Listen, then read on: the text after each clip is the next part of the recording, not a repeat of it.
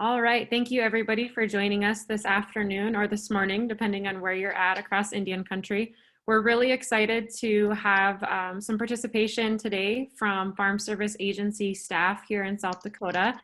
Jamie White, the acting executive director for the state of South Dakota's Farm Service Agency, as well as Gail Gullickson, who works with a lot of outreach and extension to producers and making sure that Farm Service Agency staff and partners have the ability and the tools needed to reach out to producers and make sure they're informed about the great opportunities that exist with Farm Service Agency.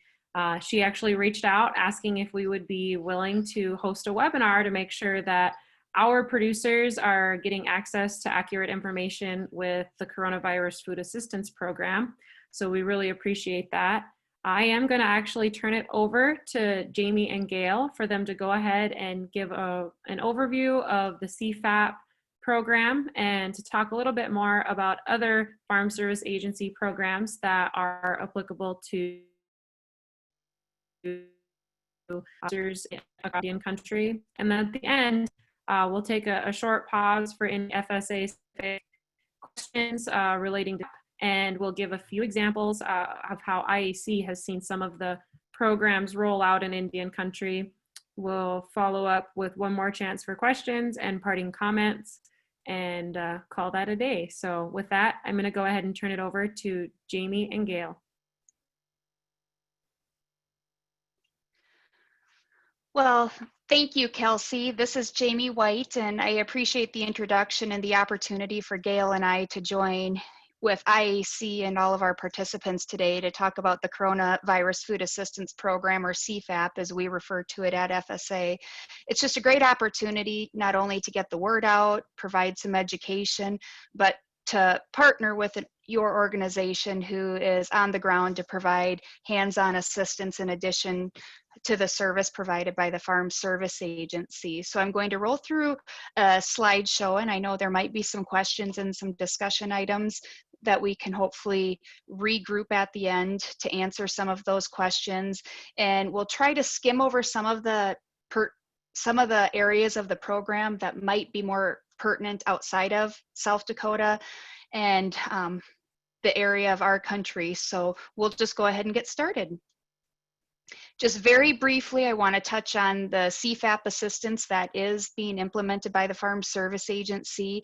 It is a direct payment assistance program that is intended to provide $16 billion in relief to farmers and ranchers impacted by the coronavirus pandemic. This is a bit different than other programs the Farm Service Agency has administered. It's not a disaster program per se, but it's a program that's designed to provide financial assistance as a result of disruption to markets and overall demand. Again, it's intended to cover a portion of the impacts. It's not an individual risk protection program, but again, there's some flat payment rates that are going to apply to the eligible commodities. For us at FSA, we have to refer to CFAP assistance as coming from two different funds. And the reason why I share this is we're dealing with the general public and having conversations. Oftentimes people might refer to assistance through FSA as coming from the CARES Act or the CARES Act Assistance Program. And the CARES Act funding is being implemented by FSA through the CFAP program. So CFAP comes from two separate funding sources. $9.5 billion comes from the CARES Act, and the remaining $6.5 billion comes from the Commodity Credit Corporation Charter Act, which is where traditional farm program benefits are administered through from the Farm Service Agency. So if you hear the reference to CARES Act assistance and CFAP, those two are tied together for the Farm Service Agency. The application period is short and intense. It began the day after Memorial Day on May 26th, and it doesn't conclude on August 28th, 2020. So that's when we're taking applications. As long as we have an application or there has been a request to make an appointment to complete an application by August 28th, we can consider that application as timely filed.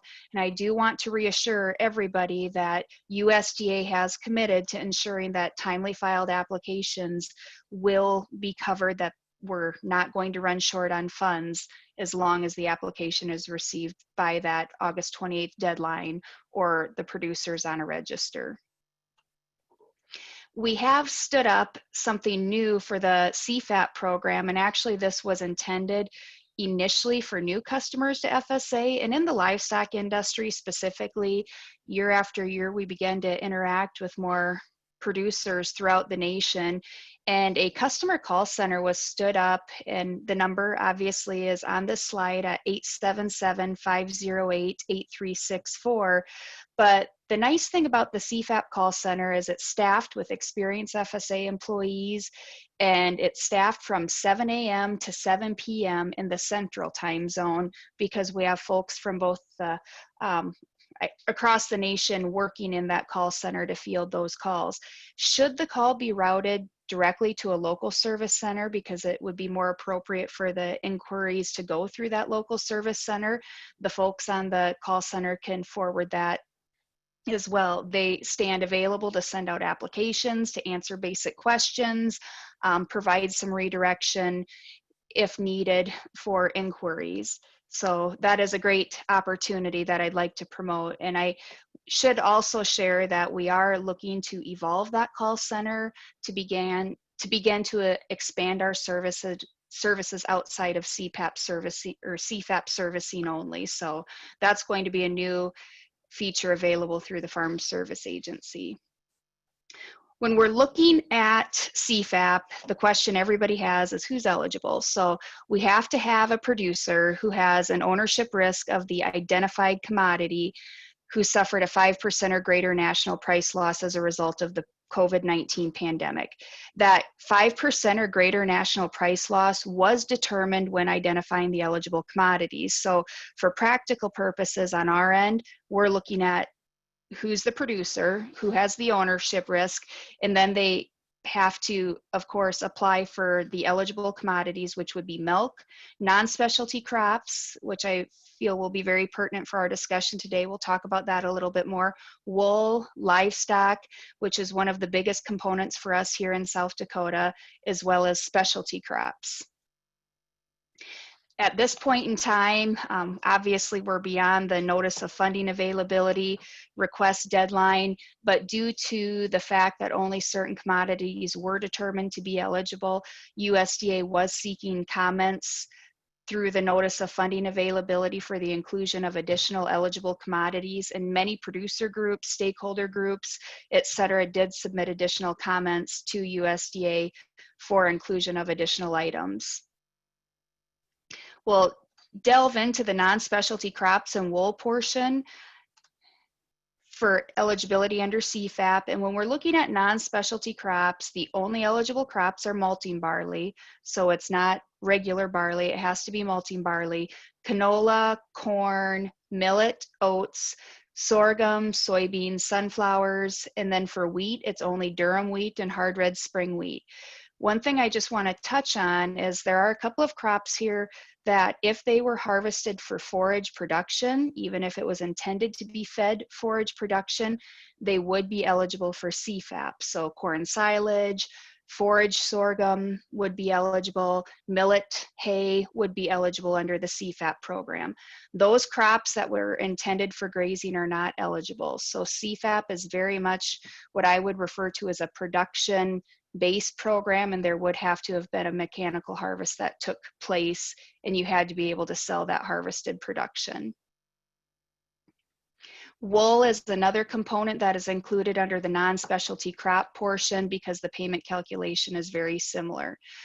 When we're looking at the non-specialty crops and wool, so if we were looking specifically at millet, hay, corn silage, forage sorghum, etc., or wool, there's going to be a single payment that is based on 50% of a producer's 2019 total production, or the 2019 inventory as of January 15th, 2020, whichever is smaller, multiplied by 50%, and then the applicable commodity payment rate. So realistically, the hold down for both wool and non-specialty crops is that 2019 inventory that was still held by the producer with an ownership risk as of January 15th, 2020. And there had to be obviously ownership risk and or price risk at that point in time. So definition of price risk is a relatively new term we're utilizing at FSA. And under CFAP, the definition of price risk is on price, subject to price risk, essentially means that the commodity's price is not yet secured through a forward contract agreement or similar binding transaction as of January 15th, 2020. So January 15th, 2020 is a firm status date that has been established by USDA under the CFAP program. One thing we're seeing a lot here in South Dakota are those forward contracts where maybe the grain was delivered, but the price wasn't set as of January 15th. So in that instance, the producer would still be subject to price risk and eligible under CFAP if they meet the basic eligibility criteria. When we're administering the CFAP program, and this is a relatively simple, streamlined application process for FSA that I'm excited to share, but what we're looking for under non-specialty crops and wool production on the application is, as a producer, you need to provide the total 2019 production for the eligible commodities, so those commodities that were listed, and it's a producer certification of the total 2019 production. And you also need to certify the total 2019 production that was still held in inventory or not sold as of January 15th, 2020. So on the application, there's 2 blocks that would need to be completed for both the eligible crops and wool production. We're going to transition into the livestock component, which at this point in time in South Dakota, we've issued just right at $200 million in South Dakota alone, and the recent stats that I looked at as of this morning show that about 60% of our payments have been issued under the livestock component of CFAP. So we know that there obviously was a definite need for livestock assistance. When we're looking at livestock under CFAP, there are 3 eligible species, which include cattle, hogs and pigs, and lambs and yearlings. When we're looking at livestock under CFAP, there's 1 payment that will result for the livestock portion, but there's actually 2 buckets or 2 different eligibility buckets for CFAP. The first one is based on the number of sold livestock between the dates of January 15th and April 15th, 2020, and there is a payment rate per head. To be eligible for that first bucket, again, the livestock would have to have been sold and they have to be owned by the eligible producer on January 15th. So if I went and picked up, 20 head of yearlings on January 17th and then sold them on April 1st, I would not be eligible for that first bucket because I had to have ownership control of those livestock on January 15th. The second bucket is based on the highest inventory number of livestock between April 16th and May 14th. So if you have calves, if you're calving during that time period, obviously, each day, if your inventory goes up, you're going to certify the highest level of inventory held between the dates of April 16th and May 14th. The average producer could have livestock sold where they're being paid under that portion of CFAP, as well as livestock held. I'm going to spend a little bit of time on the livestock payment rate slide, as well as the actual livestock class. And many of you are very familiar with the livestock indemnity program that the Farm Service Agency administers. And the livestock classes for CFAP are distinctly different from that of the livestock indemnity program. So when we're looking at cattle specifically, there are 5 different classes. The first one pertains to feeder cattle, so less than 600 pounds, as well as feeder cattle 600 pounds or more. That might include calves, just based on the overall size. There are slaughter cattle, which include fed cattle, slaughter cattle, mature cattle, and then there's an all other cattle bucket. When you're looking at the CARES Act payment rate, if you're referring to the slide, you'll notice the payment rate is considerably higher.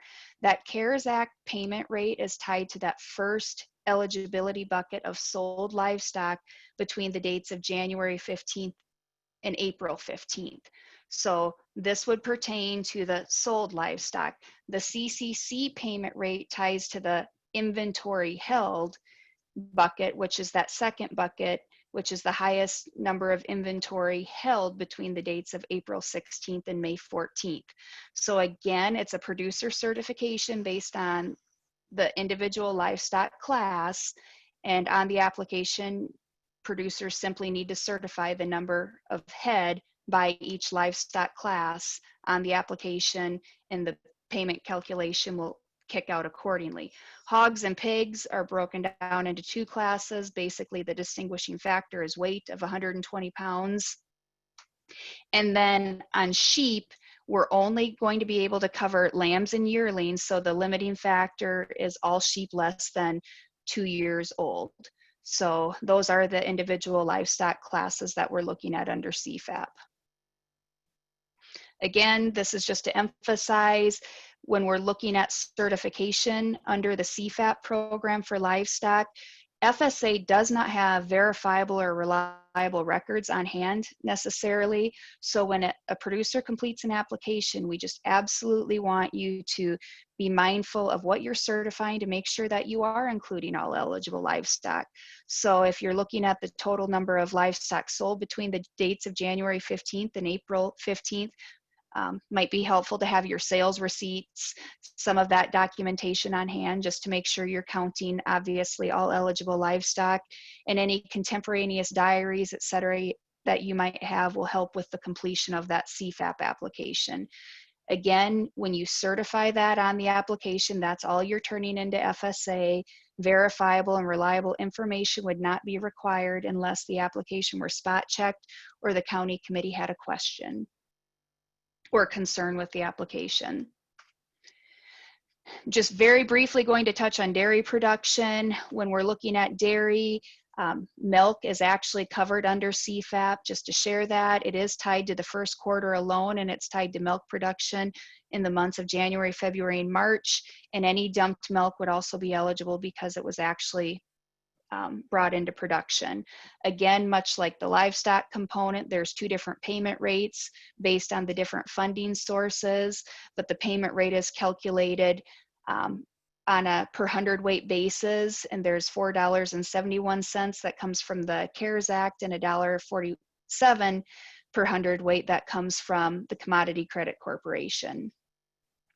Specialty crops, this is primarily going to be applicable outside of our area, looking at fruits and vegetables, aquaculture, those sorts of things. And due to the time frame of eligibility, it doesn't quite fit South Dakota, but specialty crops are covered if there was a 5% or greater reduction in sales price between mid-January and mid-April as a direct result of COVID-19 pandemic.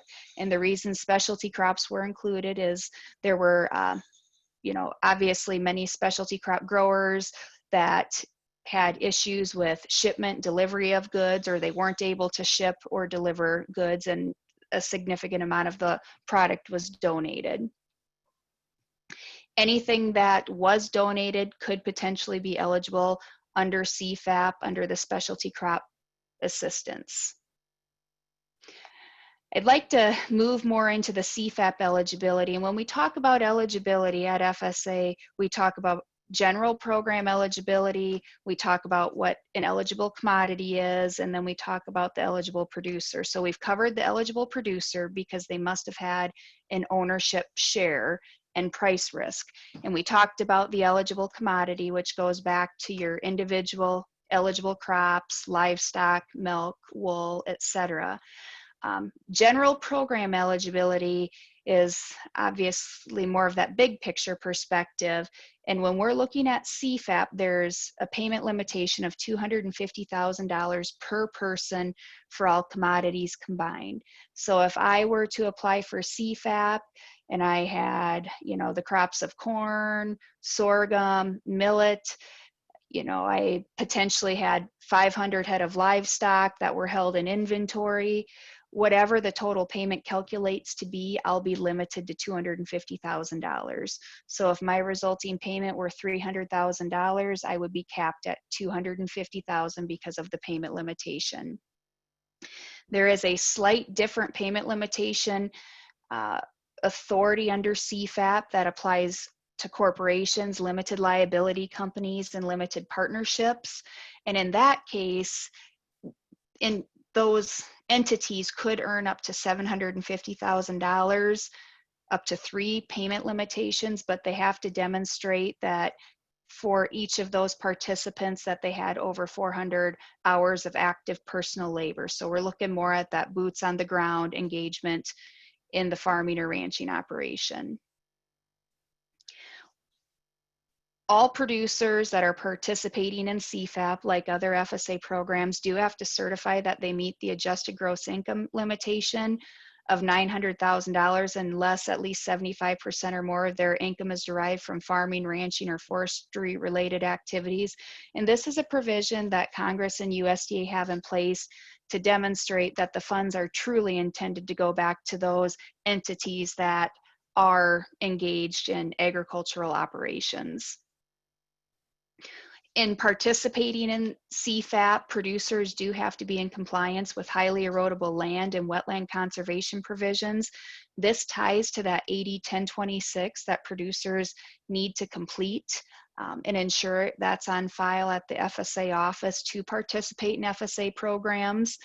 And regardless of whether or not you're participating in the non-specialty crop portion or the livestock portion, you still have to ensure that you're compliant with highly erodible land and wetland conservation provisions. When we're looking at CFAP payments, the basic payment structure is going to be obviously the number of head of livestock, number of bushels, et cetera, times the specific payment rate for the eligible commodity. And there's going to be a resulting payment that comes from that payment calculation. But to ensure that there was adequate funding for all participants who timely filed a CFAP application, USDA has determined that only 80% of the overall calculated payment will be issued during the application period. Following the conclusion of the application period of August 28th, USDA will determine if there is additional funds available, and that remaining 20% may be issued, or a portion thereof if there are additional funds available. So ultimately, if your total payment calculates to be $100,000, until we conclude the application period, the only payment that will be issued will be the max of $80,000. Just want to draw everybody's attention to the www.farmers.gov website and the CFAP page. All payment rates are listed. There's actually some user-friendly materials if you're a new producer and you need to go ahead and access some of the applications online. It's mobile device friendly. I've been really happy to see the continued development that USDA has put into the farmers.gov website, and that actually does to me, it's more producer friendly because it allows you to search for programs and information that ties to your operation. It's not by agency. You get to drive, you get to identify what you're looking for, and farmers.gov's going to lead you to the right resources. Under CFAP, USDA has determined that payments will not be subject to administrative offset within USDA. So any existing USDA debts will not actually be satisfied under CFAP. They won't automatically be offset, which ensures the entire CFAP payment will go to the eligible participant. At this point in time, assistance is available. FSA stands ready. Producers can apply at the local office via virtual appointment. We can help send applications via email. We can help go ahead and mail out applications. The application is also available on the farmers.gov website under the CFAP link. That application can be completed and signed and emailed back to FSA. Again, that application is entirely based on producer certification. So we're not asking for verifiable or reliable records, but again, you need to make sure that you have documentation available should your application be spot checked down the road.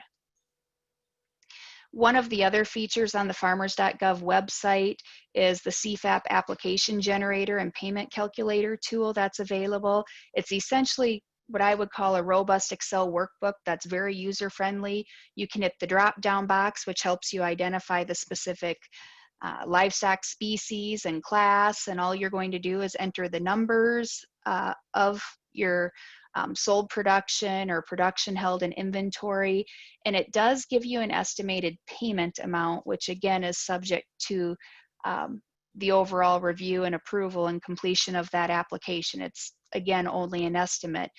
The additional nice feature of that payment calculator is you can enter all the information in the Excel workbook, and it will automatically populate and pre-fill the CFAP application, which just at that point in time requires a producer signature before submission to FSA.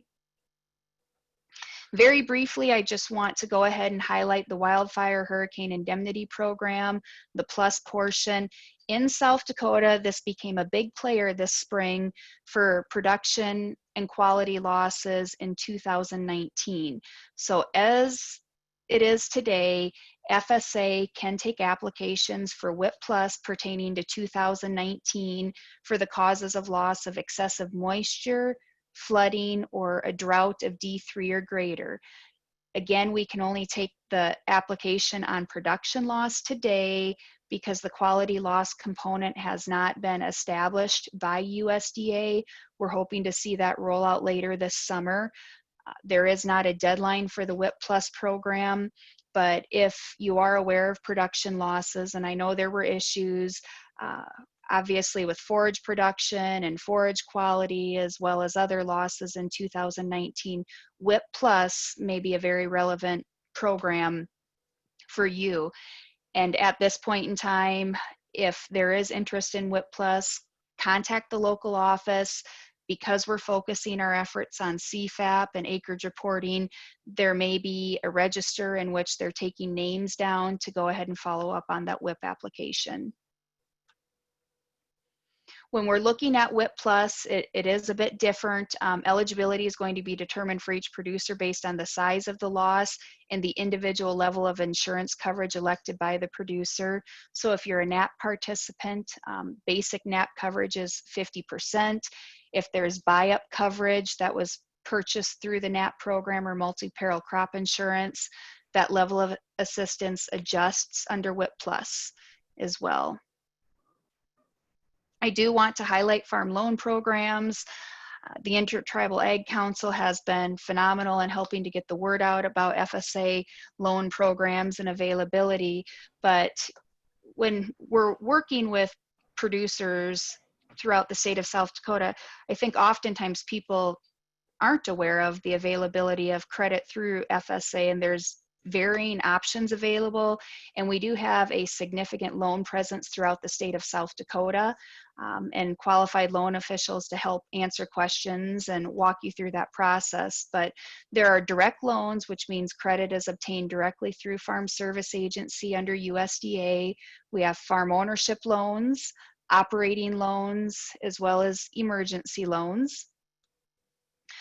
Farm ownership loans essentially are intended to purchase a farm or farmland, enlarge an existing farm or ranch, construct new buildings, improve existing buildings, pay closing costs. They're also utilized to implement soil and water conservation and protection practices. Farm operating loans, conversely, are more tied to your initial startup expenses, seed, fuel, fertilizer, labor, rent, purchase of livestock, machinery and equipment, irrigation equipment, delivery vehicles, marketing and distribution, minor farm improvements, or potentially even to refinance debt. FSA microloans are a new and wonderful feature that FSA has available as well, and they're under both direct operating loans as well as direct ownership loans. They're a smaller loan. They don't exceed $50,000. So with that, there's a simplified application process. Verification requirements are more proportional to smaller loans and operations. And it does allow us some flexibility with managerial requirements and provides flexibility in loan security. So we've seen a significant interest in microloans throughout the state. We also have FSA Guaranteed Loans, and that's a relationship between the commercial lender and the farm service agency. The traditional commercial lender makes and services the loan, but FSA guarantees it against loss up to a maximum of 95%. And the guaranteed partnership is a great feature that allows lenders to make ag credit available to producers, maybe new or existing customers that don't necessarily meet the lender's normal underwriting criteria. One thing that we want to highlight, and this pertains to any current borrower of the farm service agency under farm loan programs, but due to the COVID-19 pandemic and crisis, FSA worked hard to obtain disaster set-aside authority. And essentially, if we have a current borrower that is unable to pay all family living and farm operating expenses, other creditors or debts to FSA, if they meet the basic eligibility requirements for the disaster set-aside, FSA may have the authority to defer the first or second annual installment due on farm loan program payments after the presidential emergency for COVID-19. So if we have any existing borrowers and there's concern about making an upcoming installment, the next step is to go ahead and contact the servicing loan officer or the local FSA office to walk through to see if this is an option available. I just want to draw everyone's attention again to farmers.gov. As we've talked, it's very user-friendly, and the producer is supposed to be in the driver's seat of identifying what best fits their operation, but there's a farm loan discovery tool where you can go ahead and enter pertinent materials or information about your operation, and it's going to pull up what relevant programs are available for assistance under FSA. I want to just go ahead and ensure that everybody is aware of our current operating status. And at this point in time, absolutely, FSA offices are open. We're fully functioning. We're limited to bringing producers into the office. We're starting to transition where potentially in the near future, we may be able to take producer appointments where virtual appointments are not feasible, but at this point in time, we can take appointments by phone, Zoom, Skype. We're doing a lot of business via traditional drop-off, email interactions, electronic signatures have been expanded as well. So even if you feel that you can't walk into the service center like you might be accustomed to, just know that, you know, the next step is just a phone call away to get additional assistance from our staff. And at this point in time, I think I'll go ahead and turn it back over to you, Kelsey. Wonderful. Thank you for that review, Jamie. I'm going to go ahead and start walking through some of the questions that were asked. The first question that we received live today was, when you say all timely filed applications will be funded, is that just the 80% that is guaranteed to be funded, or does that mean the whole amount should be paid to the producers? And I think you kind of alluded to this later on, but I'm going to go ahead and let you clarify one more time. Absolutely. The guaranteed funding will be at the 80% level for all applications that were timely filed. So again, just to be clear, if we had a payment that calculated to a total of $100,000 and the payment that was issued during the application period prior to August 28th was $80,000, that's the guaranteed funded amount. And following August 28th, USDA will assess funds availability to issue that remaining portion, if it would be the full 20% or a portion thereof. Wonderful. Thank you for clarification. A question regarding slide 17, where it lists including any offspring from that inventory. Could you provide a few examples of what that might look like to producers? Certainly. So, and I'm just pulling up slide 17, but I believe the reference at that point in time was, you know, essentially sold livestock, so, and any offspring, that would tie, I guess what I'm trying to say here is we'd have to have offspring on the ground to be eligible. They'd actually have to be a number that would be included in your sales receipt at that point in time. So we actually have to have a live body that could have been sold at that time for offspring. Okay, wonderful. I do have a question that came in prior to the call, and it is regarding the specialty crops designation. Do these crops have to be planted annual crops or perennial crops that are harvested on somebody's privately owned land from one year to the next? Or do foraged and wild harvested crops that our producers across Indian country have a track record of producing for food use qualify? So Kelsey, just to clarify that, is that a potential where maybe they don't have an existing farm established with the Farm Service Agency, but could potentially have actual production? Would that be a fair assessment? Yes, I think that is correct. Okay. That's one I'd like to look into a bit further, because first and foremost, you don't have to have an established farm with FSA to be eligible under CFAP. But I do want to provide just a clarification on that. And so I will follow up with you on that after the call and get a good answer. And could you just, for my purposes, what actual crops or fruits and vegetables would you suggest would potentially be included under that?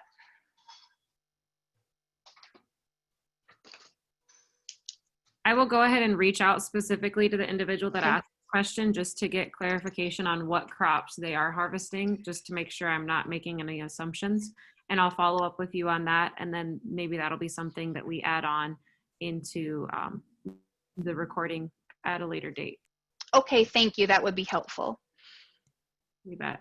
A question that came in: how does CFAP or other FSA assistance affect my new relationship with the Small Business Administration and eligibility for their assistance? For example, if I receive CFAP, how will it affect my economic impact disaster loan or the payroll protection program that I may be looking to apply for or already have received? Very good question. And in fact, I'm glad that does come up. I certainly can't speak to EIDL or payment protection program eligibility, because that's outside of USDA's jurisdiction. But I do want to clarify that if there is participation and there's obviously an EIDL loan or PPE or PPP loan that was obtained through SBA, that does not impact CFAP eligibility. So CFAP, we're not concerned about that. There's not going to be any offset. Ultimately, it comes down to whether or not you have ownership risk in one of the eligible commodities. And then, of course, we carry it from there under the FSA program. But that does not tie to either the EIDL or PPP programs. And I certainly would not want to overstep and speak on SBA's half, but I will also defer to Gail, because she is a farm loan officer for the Farm Service Agency and has a bit more knowledge as it pertains to those programs. So Gail, would you be comfortable providing a little insight? Yeah, thanks, Jamie. Yes, producers, and I've seen it even in with the producers I work with locally, our borrowers, it does not affect any eligibility. As far as we know, producers are able to participate in those SBA programs. If you are getting the EIDL loan, the economic injury disaster loan, I would suggest though making a contact to your local loan officer and visiting with them about the terms and some of those things that are being offered through that and the security requirements, just so you have an understanding. But the two programs are different between USDA CFAP program and SBA's program. And so producers are able to participate in both. We've not been reducing the amount of CFAP based on assistance that has been received through SBA. But again, and those are great programs with SBA. directed several of my producers, my borrowers I work with, to at least look into those programs, and then we talk about it if they get an offer and how they fit. And so, you know, I can always provide more information, Kelsey, for you to pass on. I know you've been in on finding out about some of that SBA information for your producers. But certainly I encourage producers to take advantage of finding all opportunities and then seeing how they can fit and help their operation. So hopefully that's kind of answered the question for you. Yes, I think that's a great review. I do have one more question that has come through. And just as a reminder, we do have a webinar coming up this afternoon, later today, with SBA that will there will be more discussion about those opportunities. If there's anybody listening that wants to learn or refer to that future recording. The application, and this is the question, Jamie and Gail, the application only allows for a few line items to be listed underneath the livestock section. How specifically should we fill it out? If we would have more than 4 categories, or we do have some cattle within some animals within one particular category that were sold, and some within that same category that were listed as inventory, can we combine them onto the same line? So I think there's just the question is more generally speaking to if you have multiple classifications that qualify for all other cattle on filling out that form, what's the best way to go about filling out that form to reduce confusion? Certainly. Well, I do know there are some line item limitations, and there are a couple of things that can be done from how you want to approach that. But certainly if you have multiple classes of livestock or potentially even species, there is no prohibition if you wanted to include another application. We're going to load that as one application in the system. So that would be one way to do that, to obviously to eliminate the confusion. And again, I think this goes back to, if at all possible, utilizing that online calculator that is available on the farmers.gov website on the CFAP page as well, because then it's going to pre-fill that form and ensure that information is loaded properly into the CFAP application. So that's something that local FSA offices can assist with. And certainly, Kelsey, I'm not sure if that's something you're going to touch base on, if individuals need help navigating that payment calculator, if that's something that you all can assist with at IAC. Also, I would just, oh, Jamie, or if you're done, could I just jump in quick? Sure. Yeah, actually, and I just happened to send this to a producer last night. There is also a continuation form to it's the AD 3114, which was the application form referenced in the PowerPoint. And because of that, because this was the same scenario, in fact, this gentleman had a couple of different species, had cattle and sheep, and so trying to get all the different categories listed. And so there is a continuation form, it's actually called, that would allow more lines as well. So that's another option. She also mentioned doing that application, but I just wanted to throw that out there. And I could sure email that form to you. It is on the CFAP webpage, farmers.gov. Yep. But also, Kelsey, if you're interested, I could just do a direct link, a direct copy to you as well. Yes, that would be phenomenal. And we'll make sure to get that resource available in our toolkit that we reference out to producers. We have just a couple more questions that did come in. One of them is in regards to if there is any conversation or formal conversation that's taking place between FSA and Small Business Administration regarding lien positions and security for shared borrowers.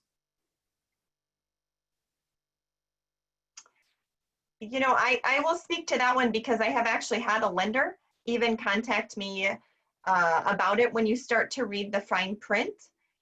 So I think we need to be careful with those, and before a producer accepts the offer for the loan for the EIDL program, that there is discussion with the local, whether it's FSA or a commercial lender locally there, because there are some restrictions I'm understanding as far as if it's over 25,000, there is security required. So that would be putting a lien, let's say, behind FSA.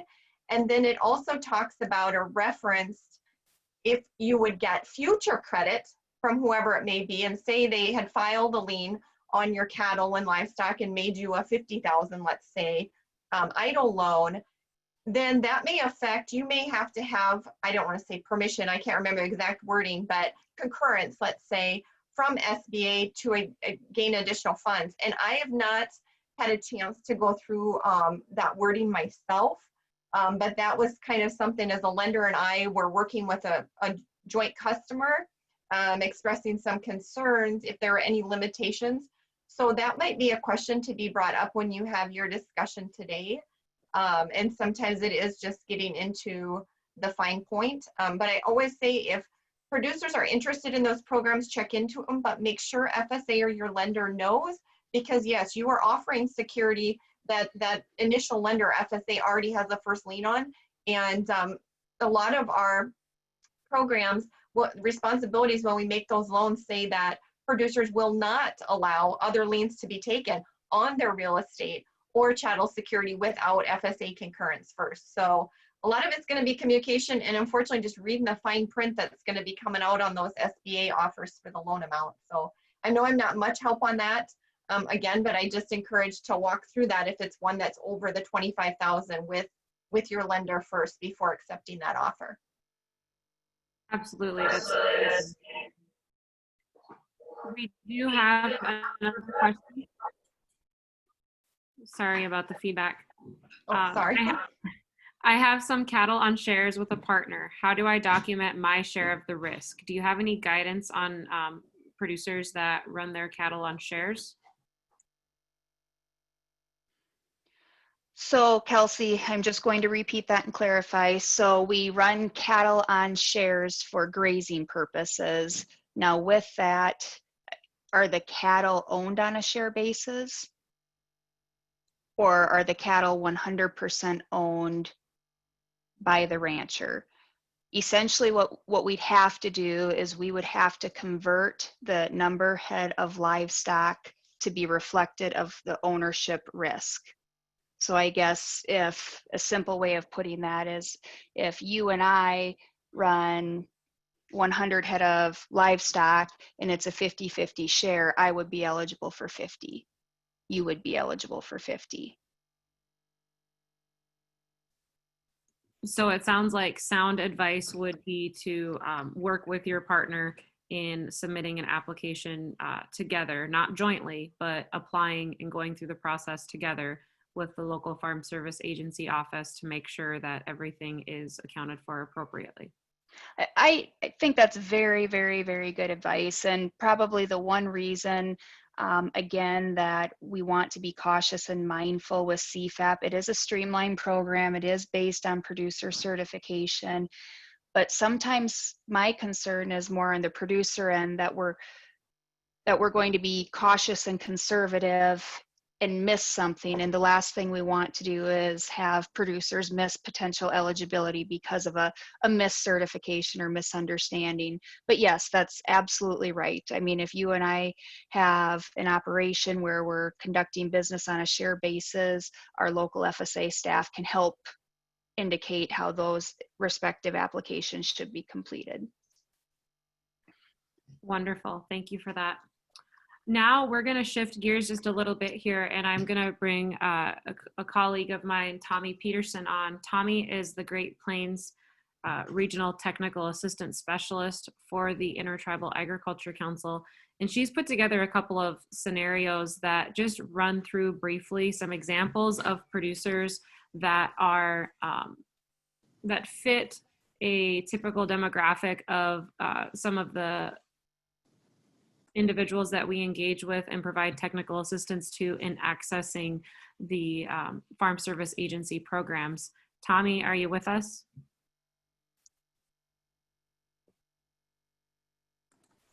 Can you hear me? Yes, we can. I'm here. Wonderful. Are you able to share your screen to run through the presentation, or would you like me to bring it up on mine? Can you share it, Kelsey? You bet. I will do my best.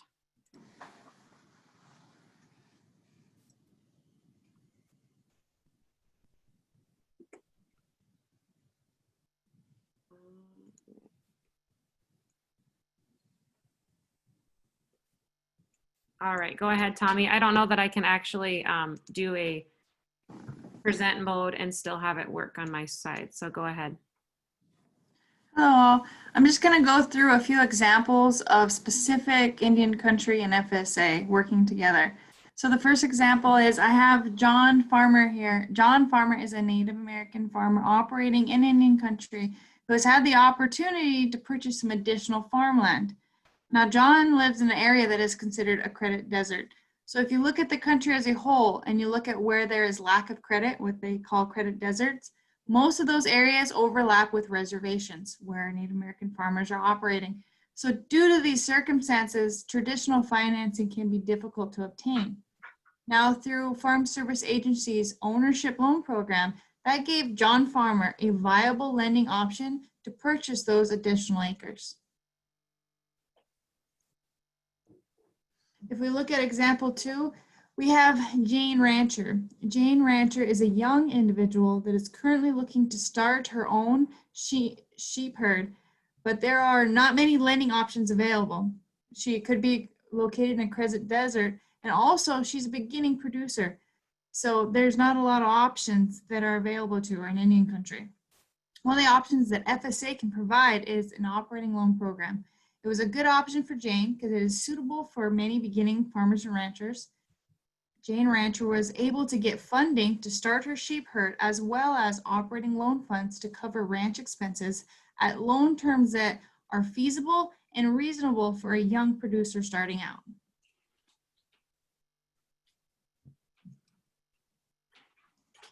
We have example 3 is Joe Rancher.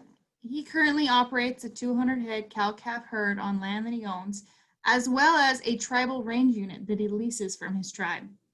Joe Rancher also has hay ground that produces all the hay required to feed his herd. Mr. Rancher is actually looking for an option to protect the feed and grass crops from what could be a natural disaster, drought, hurricane, stuff like that. FSA has an option called the Non-Insurance Crop Disaster Assistance Program. In short, it's called NAP. NAP provides financial assistance to producers for non-insurable crops when low yields, loss of inventory, or preventative planning occur due to natural disasters. Now, John Rancher is able to get coverage, and with him being considered a socially disadvantaged producer, with him being a Native American, he actually qualifies for a waiver of the service fee of NAP and potentially 50% off a premium reduction. The next example is young rancher Jolette. Young rancher Jolette is Joe Rancher's daughter. She is an 11-year-old that is enthusiastic about helping dad on the ranch any chance she can, wanting to one day be a rancher herself. Jolette's father decides that perhaps she could get her start as a rancher early on in life. And FSA has a great option to have youth loans. Their youth loan program allows youth between the ages of 10 and 20 years old to borrow up to $5,000 that can be paid back over 7 years. This gives the young rancher Jolette enough to purchase 4 bred cows from her uncle. Young rancher Jolette works out an arrangement with her father to increase her labor on the ranch in exchange for the chance to run her cattle alongside her dad. She will take her 4 cows different from her dad, and she will be able to help with all the management practices on the ranch. Each year, Jolette's calf check will go towards her loan payment, which will be around $800, with the remainder contributing to her college fund. Any questions?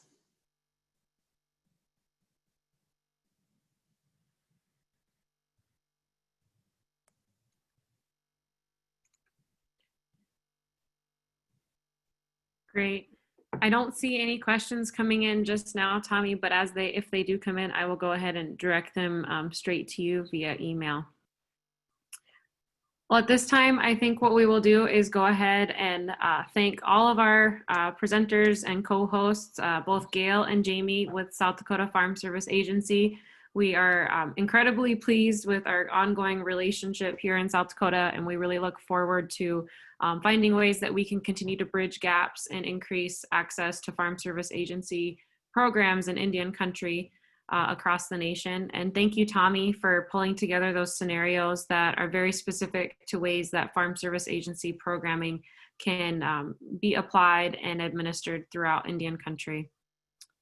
We will be live again here this afternoon at 2 p.m. Central Time with a chance to discuss Small Business Administration's programming prior to COVID and now that COVID has taken place. So if you have questions again about how FSA or your involvement with FSA will interplay with a potential relationship with Small Business Administration, that would be a great time to join the call again this afternoon.